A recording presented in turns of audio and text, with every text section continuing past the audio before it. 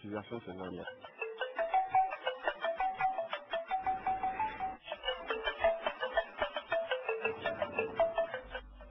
Dans plusieurs localités à l'image de Gogounou, les ONG partenaires du PNE Bénin ont beaucoup œuvré au règlement et à la prévention des conflits liés à l'eau. À Ouara, par exemple, à 30 km d'ici, il y a une retenue là. Et les agriculteurs ont fait des champs autour de la retenue. Et les bœufs qui avaient l'habitude d'aller boire là-bas, un jour, ils ont quitté directement, ils ont parti sur les champs pour aller dans l'eau. Donc, ils ont gaspillé tout ce qui était là. Le paysan est énervé, il a couru vers l'éleveur. Bon, prenant sa hache, l'éleveur a pris le boudin, et ça s'est terminé vraiment. Il avait eu des blessés et après ça a amené un soulèvement entre les agriculteurs et les éleveurs. Et ce problème, nous avons pu régler ça par l'aide de la mairie, des gendarmes et des chefs traditionnels. Donc ça n'a pas été un problème qui est parti au niveau de la justice. Nous avons pu régler ça localement.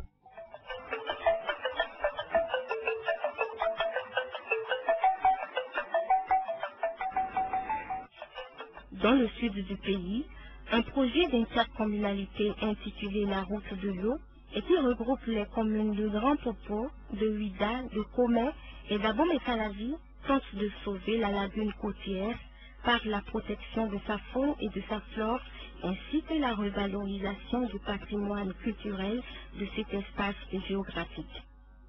D'autres initiatives isolées existent au Bénin et permettent, entre autres, de freiner la dégradation des écosystèmes naturels et de mieux valoriser les ressources en eau dans un esprit de durabilité et d'équité. Ils nous ont réalisé ces retenues d'eau pour la culture maraîchère. Actuellement, nous avons on fait l'élevage de poissons dans cette retenue d'eau. De l'autre côté, nous faisons les cultures maraîchères et toutes sortes de cultures. Et c'est des cultures de contre-saison surtout. L'association qui gère le bassin du fleuve Niger, c'est beaucoup d'argent qui sont engloutis là-dedans. Et tout ça là, c'est les réunions, les séminaires, les conférences.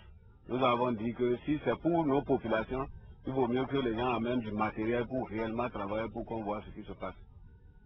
À notre niveau, autorité locale, ce que nous pouvons faire avec les maigres ressources que nous avons, depuis 2003, nous avons commencé par faire une ceinture verte autour du fleuve Niger. On a mis en terre plus de 2000 noix de rognier pour essayer de freiner un peu l'ensablement. Et nous sommes en train de prendre des dispositions au niveau du conseil communal, de telle sorte que maintenant ceux qui vont cultiver au bord de ces fleuves-là, ils laissent au moins une maille de 30 à 50 mètres pour ne pas être tout à fait au bord du fleuve.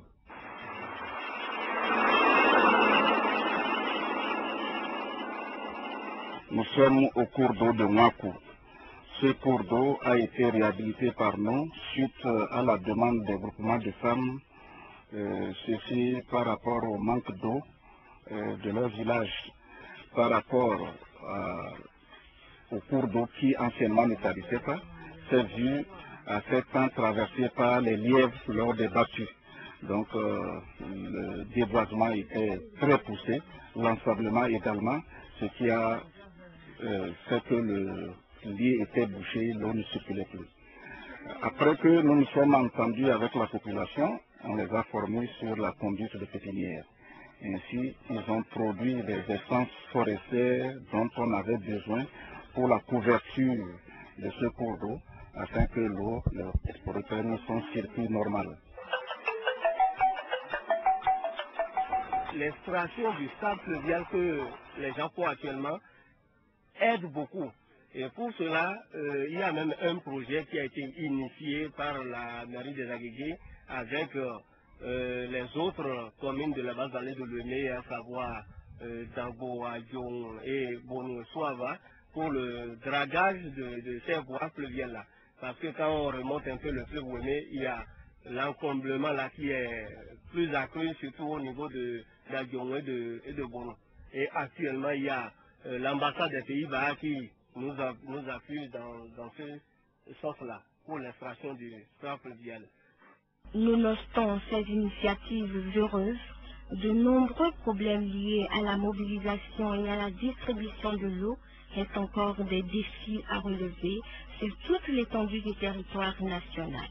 Et ce, malgré la part croissante du budget alloué à ce secteur par le gouvernement béninois et les partenaires au développement.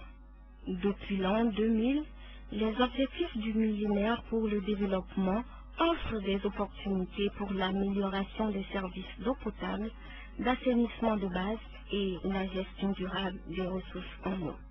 La déclinaison de ces objectifs à travers la stratégie de croissance pour la réduction de la pauvreté 2007-2009 et les plans de développement communaux offrent une opportunité pour la prise en compte progressive des enjeux liés à l'eau. Nous essayons, autant que faire, de faire en sorte que les institutions, les structures permettant de mettre en place la gestion intégrée des ressources en eau puissent être réellement mises en place. Pour le faire, il faut d'abord que nous puissions avoir une loi sur l'eau. Le PNE n'est pas celui qui prend en charge la responsabilité de le faire, mais le PNE facilite la réalisation de ces choses-là. Donc, en tant que facilitateur, en tant que plaidoyer, le PNE est actuellement en train donc de faire en sorte qu'on puisse, dans le cadre de la mise en œuvre donc des OMD, on puisse atteindre l'objectif qui est fixé. Moi, comme je suis membre du comité du partenariat national de l'eau, je souhaiterais que le partenariat puisse avoir vraiment un œil sur la gestion de l'eau.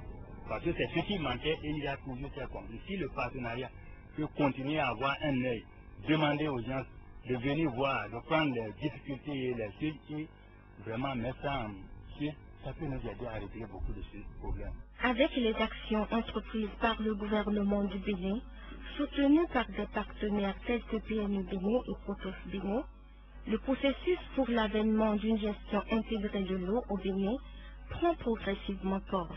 Il reste que dans un sursaut d'ensemble, décideurs à tous les niveaux, partenaires techniques et financiers et usagers de tout genre se donnent la main. Ainsi, ces petits pas iront grandissant pour déboucher sur une révolution dans le secteur qui se traduira par l'atteinte des OMD et une nette amélioration de la gouvernance de l'eau au Bénin. Dans cette perspective, faisons de l'eau un véritable facteur de développement durable.